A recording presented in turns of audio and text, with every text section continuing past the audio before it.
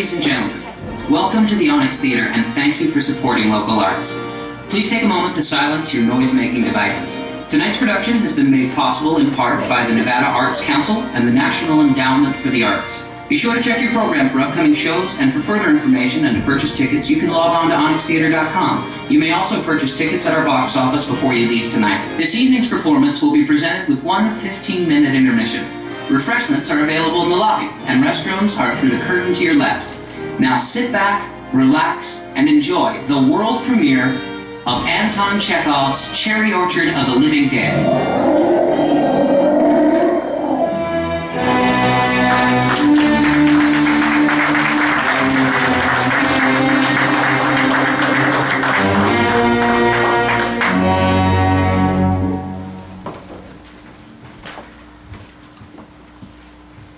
So many years I have waited for her return.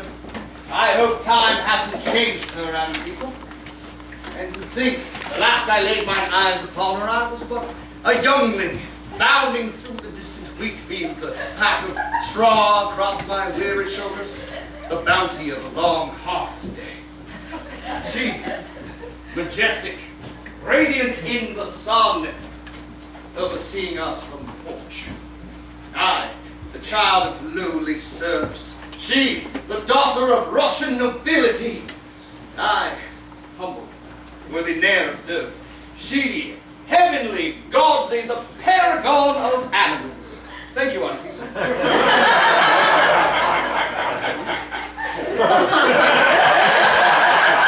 As I emerged from the wheat field one fallow eve, I stepped upon a cornback rattler, quite rare in this region.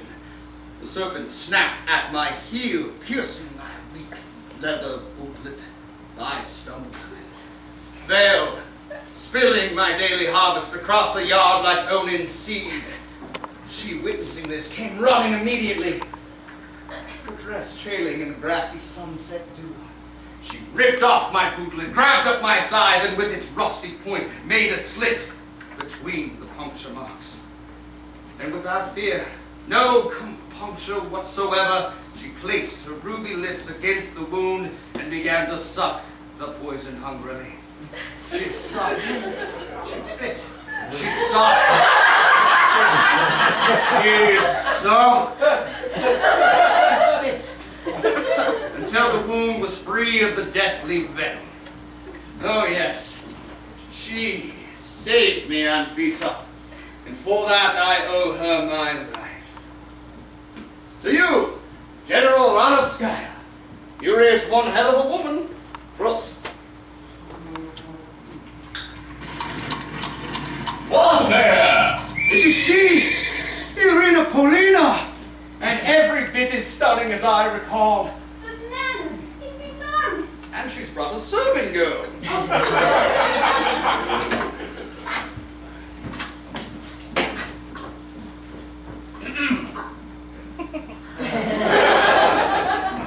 So many rooms. One can easily get lost in all.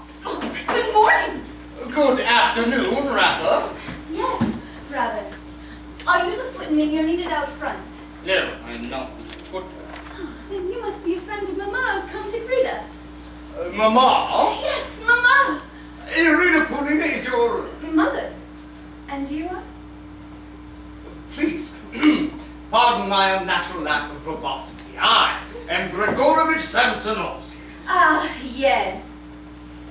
I don't believe I've heard of you. Never, not once. Nor twice, nor 3 times. But you do have such an imposing face and impressive beard. And you are dear Anfisa. Anfisa, the tales Mamma has shared about you. A daughter? A daughter.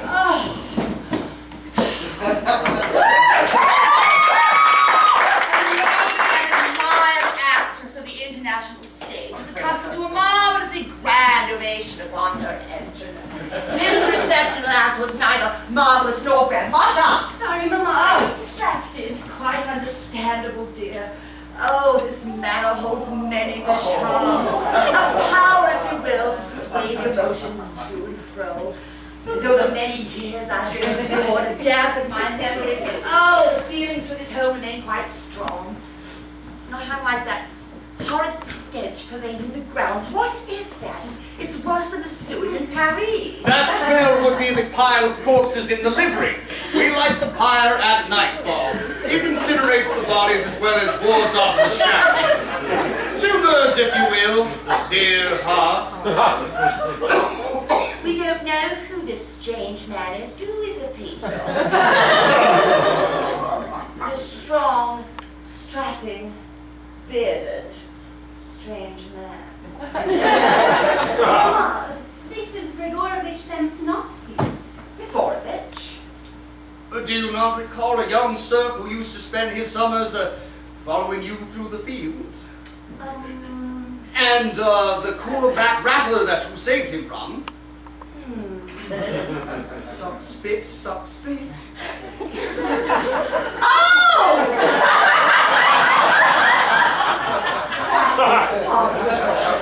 Grigorovich was but a child, a silly boy, a thin brain of a lad, beardless with knock-knees, cross-eyed, and a proclivity to enraging feral animals. This much is not tender. That thin, beardless, knock-kneed, cross-eyed, awkward, silly little boy has grown into a man, my dear. Irina Olina. I believe I may faint.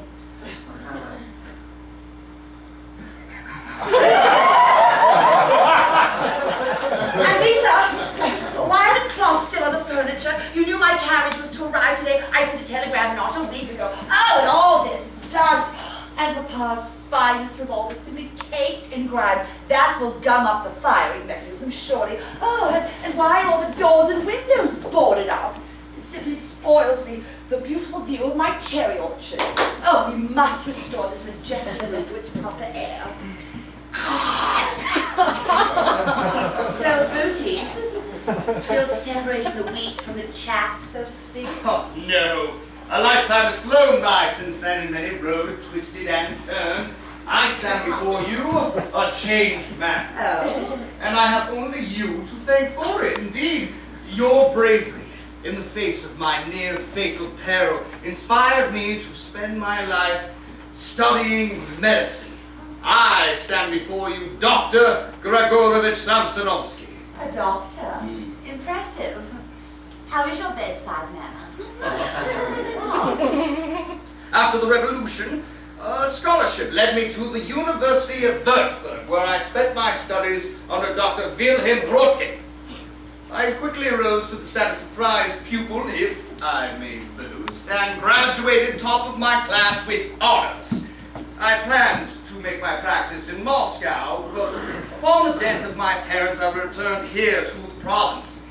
After a brief period of mourning, I converted our old little shack into a practical laboratory for continued studies. That little shack on the other side of the orchard, I would have thought it would have collapsed on itself by now. Where I find it sufficient for my experiments, but you must have quite a yarn to weave, world-famous actress, your farewell tour. Oh, yes, my third. Oh, I thought the Lido in Paris would be the absolute end of me, but my manager insisted I carry on. I performed in Iceland, Greenland, the Americas, before winding up with a 15-year stint in Mexico.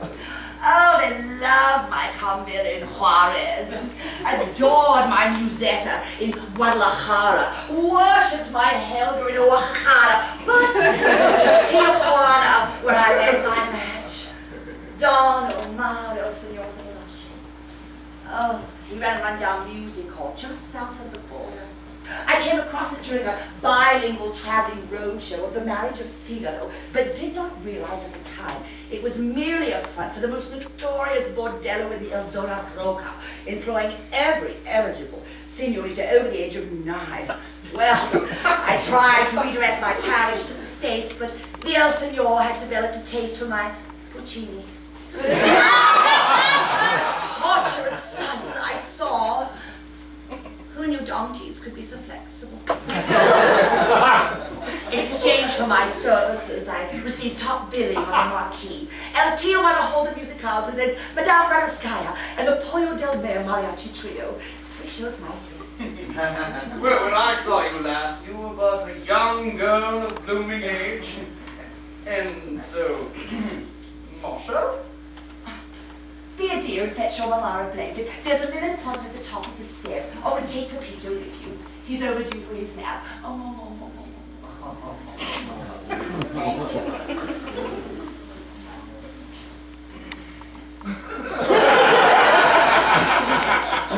Masha's from my first courtier, the Count Nikolai Ivanov Shostakovich. Oh, a terribly dull man, with an unruly mustachio, halitosis strong enough to tip a cow, and the uncanny ability to charm the garters off a young, naive, might I add, positively ravishing young Corrie in the Moscow Follies. Well, after a drunken, tumbling hungry, I left him behind, bearing the fruit of his loins. Oh, I gave birth in a nunnery.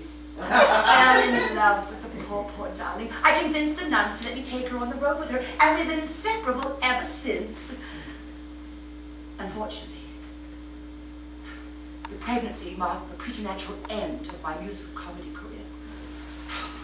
With the ravages of motherhood on my thighs, I was forced to turn to the straight dramatical Shakespeare restorationists and the like before dipping my toes into the world of grand opera. Oh, but I bore myself. Oh, I do wish I could see my cherry orchard. Can't you remove these horrid boards to get in? They're there for your protection. Protection? Protection from what? An uprising? Ah, Of a sort, yes. asinine. Your liberation was ages ago. Change, Ranushka. Change is constant. Oh, stop philosophizing, Turgenev, and simply tell me what terror I should possibly be in that my view is obscured by these rotting boards. Oh, thank you, dear. Pepito doing well? He made a tiny home curled up among the dirty linen. Oh, lovely. Irina Napoleona, not to cause you any sort of undue fear, but simply put, the dead have risen. Oh, dead? Yes. Let me digest this.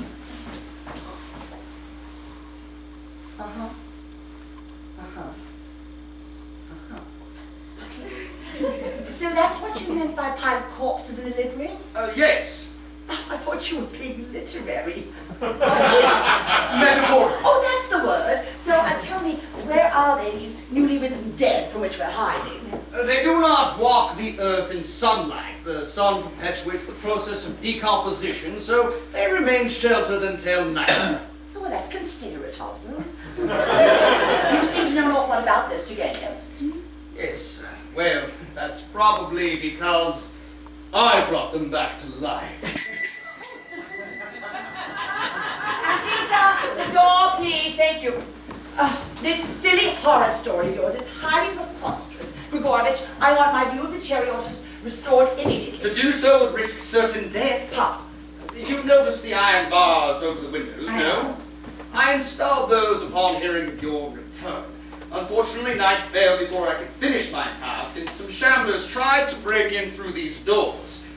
I have not had the time to properly reinforce them, but this door is your weakest point of entry and must be guarded ferociously. Hello? Oh! I'm frightfully sorry. Oh, my goodness. Pardon my imprudent announcement, Madame Radoskaya. However, you should not leave your doors unlocked. Alexei Alexeyevich, oh, mwah, mwah. The daguerreotypes you sent do you no justice. My, last I saw you, you were but a tadpole in your father's love canal.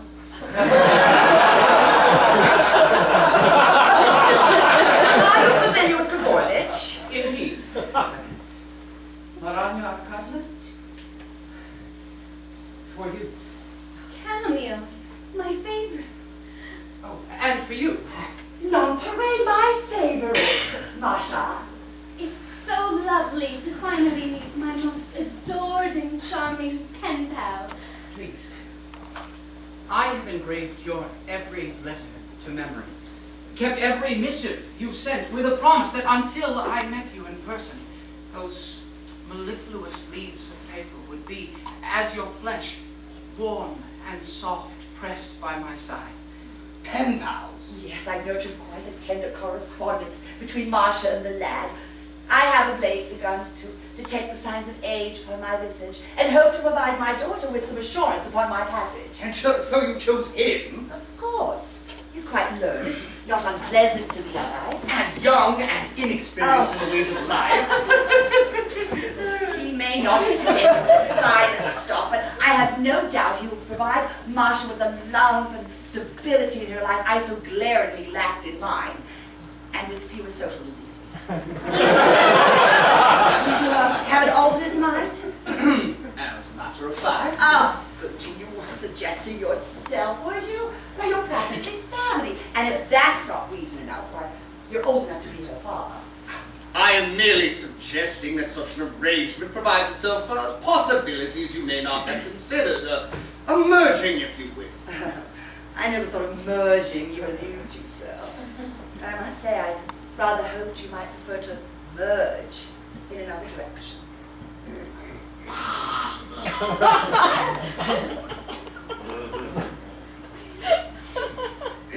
Yes, Elisa, Master Alexievich is here, we know. Thank you. You realize that you return at an unfortunate time. These days, death has become more a way of life. My studies have suffered in the wake. Studies. Dare you mock me, Grigorovich? The declension of Latin is quite the rigorous battery, even for the most agile mind. Why waste our intellectual stimulation on a dead language? Oh, you're one to scoff at studies of things dead. Why all this morbid talk of death when just beyond this boarded window is beautiful proof of life immortal? My beauteous cherry orchard. You haven't told them? I have tried. They need to know. Well then, by all means. Madam Renovskaya, Masha, it pains me immeasurably to share with you this gruesome news. Well, what is it? Do tell. It must be quite juicy to have the two of you whispering like a pair of bothered schoolgirls. Juicy indeed. You see, our fine Dr. Grigorovich here has mastered a way to resurrect expired serf. Expired? Oh, dead. I know what expired means. Resurrect? He makes it sound as though I'm playing God. No, I'm merely continuing the work of my mentor, Dr. Rodkin of Würzburg. Highly progressive experimentation with varying levels of radiation. Radiation? Yes, Master, you see, our bodies, our world, indeed, all of its